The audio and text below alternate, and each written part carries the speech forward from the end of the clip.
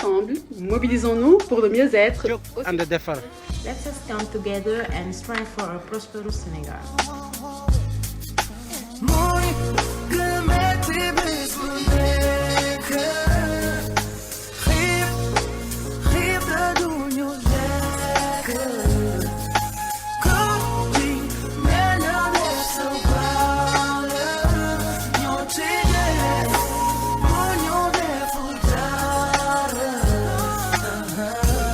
Chers compatriotes, chers âmes charitables, le mieux-être se définit par la satisfaction des besoins vitaux primaires.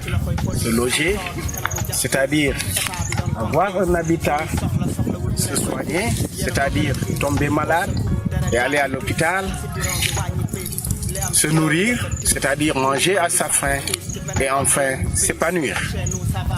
Empathique et doté d'une fibre patriotique, nous Sénégalais d'ici, c'est-à-dire de l'intérieur du pays, et d'ailleurs, France, Allemagne, Italie, Maroc, Canada, États-Unis, avons décidé de mettre notre contribution dans l'anéantissement et l'amélioration progressive, voire définitive, du manque de qualité de vie des Sénégalais.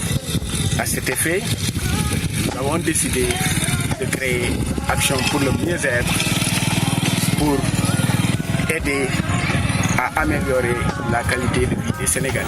Action pour le mieux-être est une association humanitaire internationale exempte de toute connotation politique ou religieuse qui œuvre pour l'accès à des soins de qualité et à un développement socio-économique pour les populations défavorisées. Existante au Sénégal et dans la diaspora, Action pour le mieux-être se nourrit de votre bonne volonté et de votre force citoyenne pour garantir aux femmes une jouissance dans leurs droits et libertés, et aux jeunes la quintessence de l'éducation. Animé de devoirs civiques et conscient que le mieux-être ne peut se faire sans un environnement sain, Action pour le mieux-être s'engage dans l'amélioration et la protection de l'environnement, mais également dans la promotion du développement durable. Pour un Sénégal progressiste, intègre et ambitieux, nous vous invitons, âmes charitables, à venir partager vos forces, vos idées et votre engagement pour bâtir le mieux-être.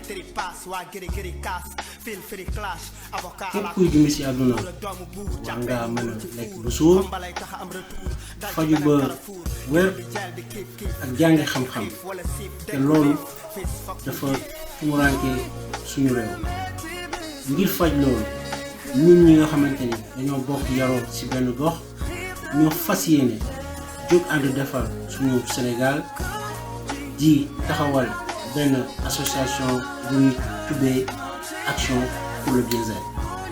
ñi ko taxawal doon ay ndaw yoo xam ne ñu ngi dund fépp ci àdduna bi Action pour le mieux-être ñu ngi sukkandiku ci seen xalaat ak seen mën-mën ngir dooleel ak yelleefu jigéen ñi ak njàngum xale yi. ak gox bu seen dafa bokk ci liy suqali doomu aadama Action pour le mieux-être fas yéene naa jóg ngir suqaliwaat askan wi setalaat gox yi yaraat doomu aadama yi ci sàmm seen dëkkuwaay ak seeni koom-koomu réew. bépp doomu aadama buy dund ci kaw suuf war na dox di xalaat ci lépp loo xamante ni moom lu war a def ba fexe ba jàppale réew bañ a toog di xaar lu réewam mën a def pour moom loolu moo tax jóg ànd defar muy association internationale am ay pàcc yu nekk Sénégal am ay pàcc yu nekk ci diaspora bi maanaam États-Unis France Italie Angleterre Allemagne ñëpp di ay doomu Sénégal ñoo jug taxaw boole seen xam-xam boole seen doole ci jom ci fulla ci fayda ngir lan ngir jug ànd doon benn say jàppale seen réew jàppale seen askan defar seen ko. ci li ñu simu nii ñi ngi ci woo képp ku jàmm doomu Sénégal soxal nga indi ci say xalaat indi ci sa doole ngir ñu ànd jóg defar suñu réew. Hi everybody. Knowing that enough food, medical care and education are not available for many people in this world, including some people in Senegal, we founded Juk and the Devil, which means rise and build together, without any kind of political, religious, or ethnical consideration. We are a group of Senegalese who have been friends for more than 25 years and now live in France, Italy, Germany, USA, Canada, and Senegal. We just want to support those affected people in Senegal to improve their living conditions. Rise. Established in Senegal and in the diaspora, Actions pour le Mieux-être is nourished by your goodwill and civic form to guarantee women enjoyment of their rights and freedoms and the epitome of education for young people. Juk and the Devil has risen to crush step by step all those social issues thousands of Senegalese families and millions of human beings experience in the world.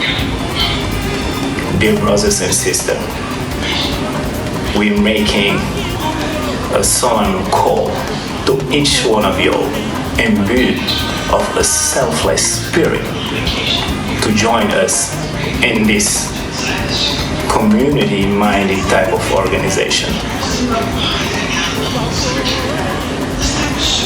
Hand in hand, shoulder to shoulder, we will be able to design a future for all those people who experience poverty and misfortune. With Juk and the Devil, brothers and sisters, a future is possible. Big up.